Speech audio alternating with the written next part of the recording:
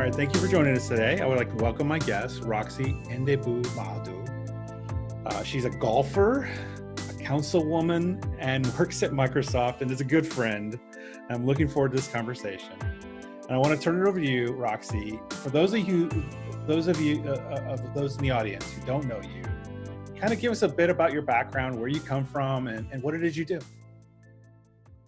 Thank you so much. Number one, Jeremy, thank you so much for doing this, because this is amazing what you're doing with this series, what you're doing, inviting people is just honestly mind-blowing. And I honestly have dedicated my cause to this. We'll get into what that cause is a little later, but I've dedicated my cause into this, which is really learning about people's stories and where they come from. So I want to thank you for having me, and thank you for starting this. That's number one. All right, now who am I? You did a great job. You did a great job introducing me, and you pronounced my last name correctly. My name is Roxy Ndebumadu, and like you said, I am an avid golfer, and I make sure that that's in the tagline and that's in the beginning, because not too many women that look like me golf, and I love it. I'm here for all of it. So I'm an avid golfer. I happen to be elected in the state of Maryland, in the city of Bowie, and I represent 68,000 constituents. So yeah, 68,000, hefty number, $60 million budget. So yep, we manage all of that. And I happen to work at Microsoft in our customer success business, focusing on some of the most strategic federal customers. But irregardless of all of that, I am from Nigeria. That's where my family comes from. A lot of people ask me all the time, like, hey, Roxy, where's your family? Where are you from in the US? Do you feel like you identify, et cetera, et cetera? Most of my family is based overseas. Nigeria, Dublin, and London. And even though I grew up and I've spent an extensive amount of time in the US, I've also spent an extensive amount of time in Nigeria. My mom, she came over here a couple years ago because she wanted to provide me with a better lifestyle. And a lot of people say, yeah, right, Roxy, you sound very American. Oh, no, I can sound very Nigerian as well. The accent comes out when I'm angry, so don't make me angry. And I speak my language fluently, which is Igbo. But my mom came over here a couple years ago, wanted to provide a better life for herself and for me. And I remember honestly sitting in the back of the classroom with her when she was going to nursing school, and like screaming the entire time, and people wondering when she would get me out of there. And I remember that we ended up, we started in Prince George's County, Maryland, in the Riverdale area. We lived in a very, very small apartment. And my mom was kind of trying to make a living for herself, trying to put me through private school and things like that. And then we ended up, moving up in the world and moving to Bowie, and I grew up in this area. I ended up going to college at Howard University, and I studied healthcare sciences. I knew that I wanted to be a nursing major. I knew I wanted to go into the field of healthcare and nursing, because after spending a significant amount of time in the villages of Nigeria, both of my grandparents passed away from health diseases.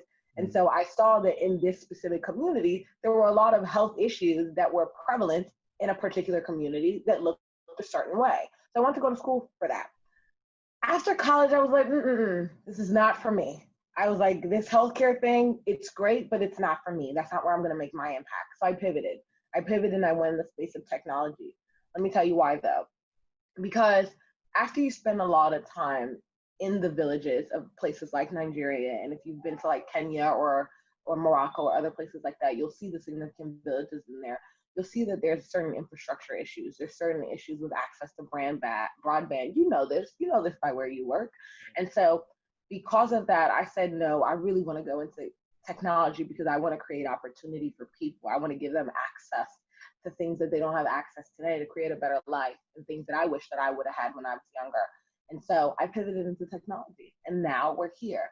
So that is a little bit about me. I have no siblings, unfortunately, but it doesn't matter, because it drives me and makes me an avid connector. I love connecting with people. So if you're looking at this, follow me on all social media at Roxy Ndebumadu and connect with me, because I love connecting with people.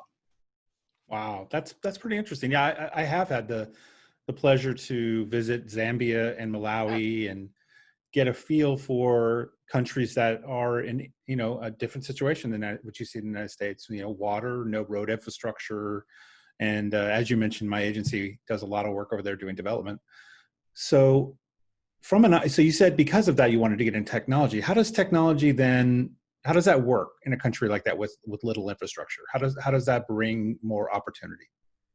I think part of it is it's almost like when I think about the US and I think about the infrastructure that we have over here and I think about the ways that we are bringing broadband to rural communities, we're finding innovative ways to do that. Like it's getting done, even though that those same communities have little to no, barely any infrastructure.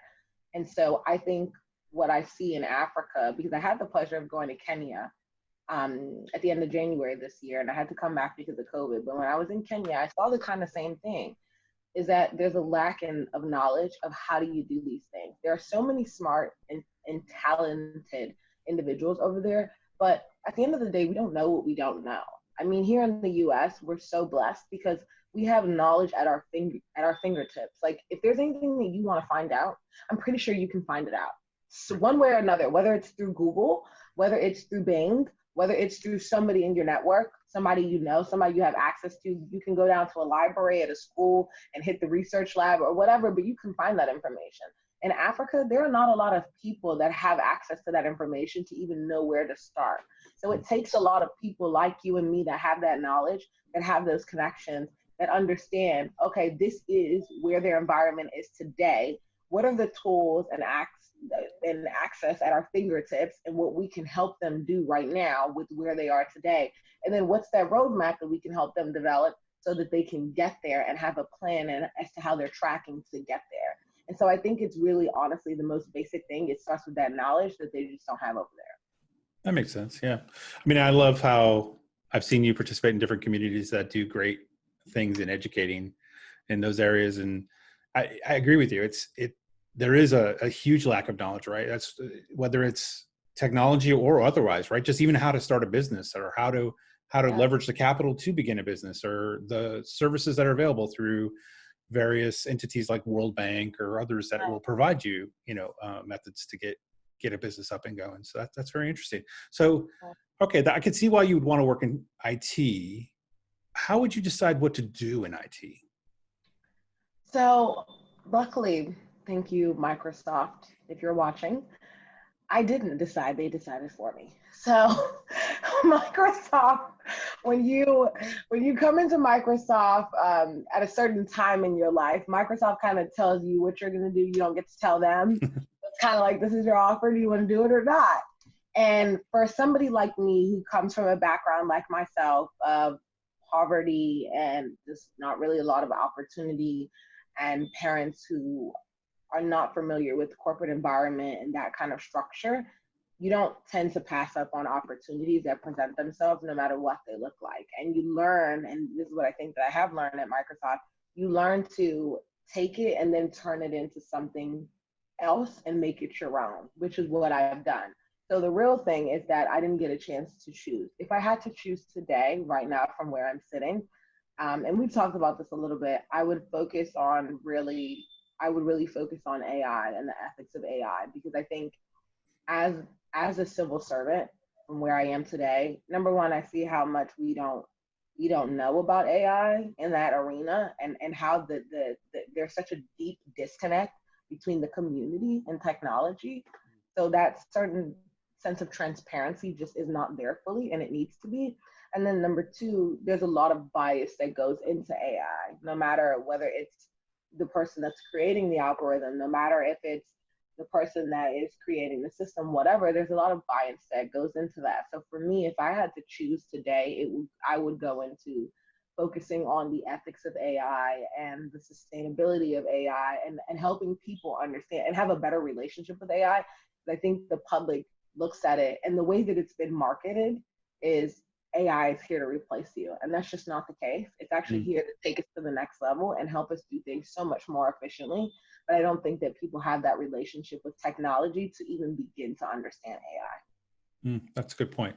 So from that perspective, then, what would you change about IT today in terms of your experience, things that you've done or things you've been involved in that might be more on the frustration side, right? If you had the opportunity to wave the magic wand and say, I have the power today to change something about the way we do whatever in IT, what might that be for you? That would really honestly, it would be optimization, really. I have the pleasure of seeing IT from a provider, not in a sales way, but as a provider working for a company that provides IT, and as a customer working in the city, in the government. And when you look at the way that IT is just structured today, there's not a lot of proactivity that goes on there. It's a lot of reactiveness.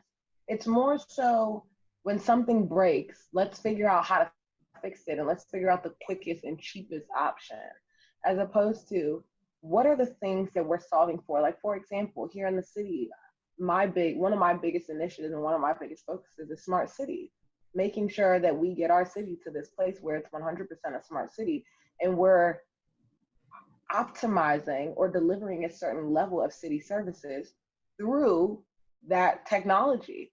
So when you look at the water systems and you think about what IoT can do there, when you look at the trash collection and you think about what sensors can do there, when you think about evaluating traffic patterns so we can be a little bit more proactive and stop waiting for accidents to happen until we really find a way to do something about it. Like, all of that stuff is important. All that stuff is it's so impactful if people would just take the time out to be proactive and just look at it and look at what's out there.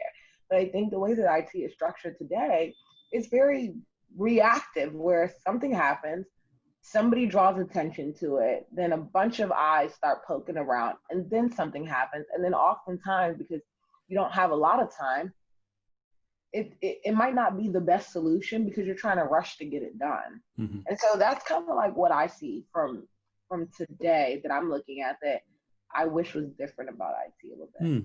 Yeah, I could definitely see what you're talking about. I mean, even in the multiple places I've worked, you're right. There's a lot of that in IT. Sure, we want to look forward, but do we have the time and the money?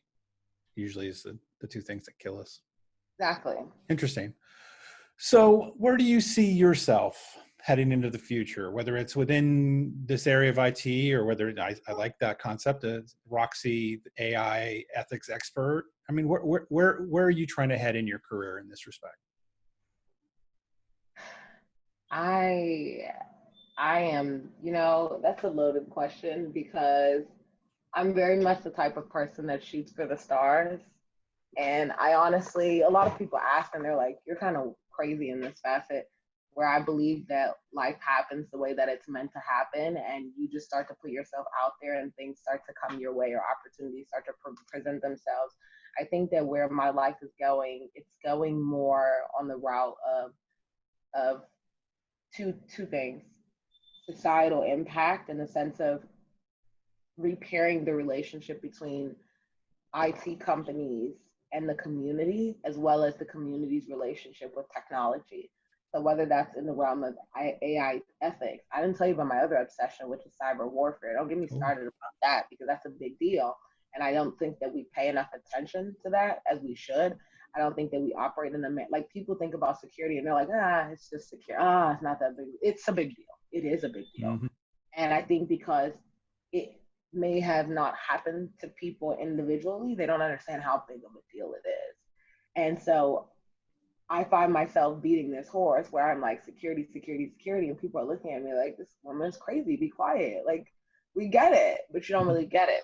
So I think it's going in the path of, whether that is using AI and the ethics of AI and how we govern AI and what the government needs to do about AI and what needs to happen there, or if it's on cyber warfare and what that actually means and how can governments and entities stay secure from cyber attacks, or if it's simply just in the realm of really running a business more to continue to learn those key aspects and continue to contribute those key aspects so that I can take those learnings and those practices to help better run the city. Because I mean, essentially the city is a business.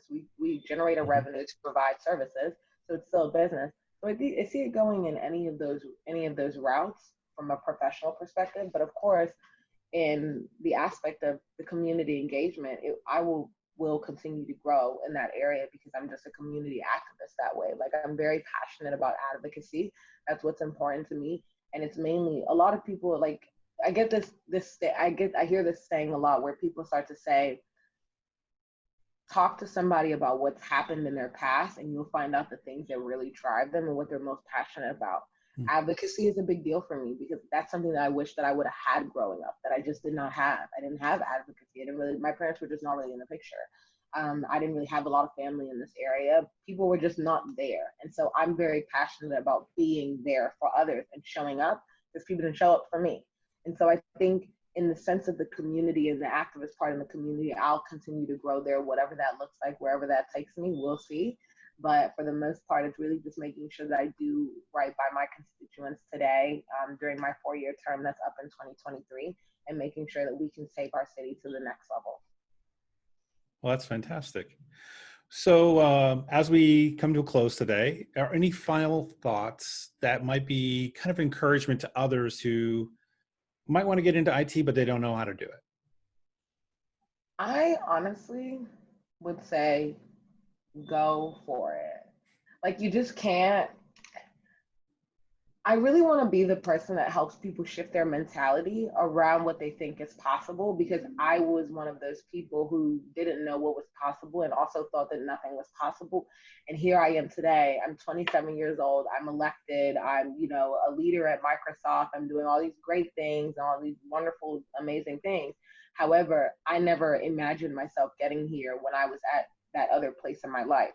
So I really want to help people and encourage them to think beyond what they think is possible and just go for it. No matter what industry you're in, there are always going to be characteristics and skills that you have that are transferable to the IT industry. Part of that is empathy. Part of that is being a fast learner. Part of that is knowing how to communicate with people, knowing how to build teams, knowing how to build things, knowing how to manage programs. As long as you know how to do all of that, as long as you have those key skills that are transferable, whatever you think they are, you'll be able to do anything you want to, whether it's going to financial markets, hell, like you'll be able to do whatever you want. But it starts with just putting yourself out there and starting to express to people that that's what you want to do. I mean, look at your daughter. She had never did public speaking. I mean, she put herself out there and she was like, I think, how old was she at the time? 16? 16. She was 16 at the time. And I met her and you at my first speech or session, and believe it or not, that was the first time I ever spoke publicly, so I was nervous. And then she started speaking publicly, and that wasn't her skill set, like that wasn't her bread and butter. And now she's doing it and speaking at places like Microsoft conferences. Like, you know what I mean? Like, so Right. It's not about your history and what you've done. It's about what are those skills that you have learned and those things that you've gathered along the way that will be transferable. Because honestly, you can teach anybody to be an expert at IT. It's like, just like you can teach anybody to solve math problems, but you can't teach anybody grit. You can't teach anybody hard work. You can't teach anybody determination. Those are just things you have or you don't have it. And so I would say to anybody, just put yourself out there and continue to connect with people like you and I who are fiercely dedicated to helping people get there. Absolutely. Well, on that, thank you so much for coming here today and having this interview with me, Roxy. I always look forward to talking to you. Likewise, I'm so excited you're doing this. Keep doing it, and we're going to get some more people on here to tell their stories as well. Absolutely. Thank you.